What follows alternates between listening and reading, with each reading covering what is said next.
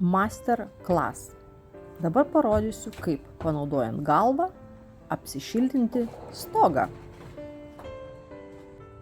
Jeigu jums neužtenka jėgos rankose ir jūs negalite akmens vatą tiesiai sugrūsti tarp gegnių, panaudokite galvą. Tarsi ne išmonę, o tiesiog į galvą.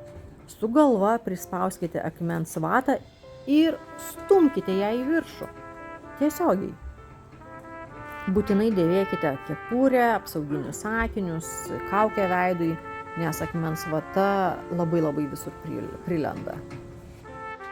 Tai, kad trumpai tariant, jeigu kojose ir rankose nėra jėgos, žinokite, jos yra galvoje. Viską galite padaryti su galva. Man tai pavyko. Tai tikrai jau pavyks ir jums.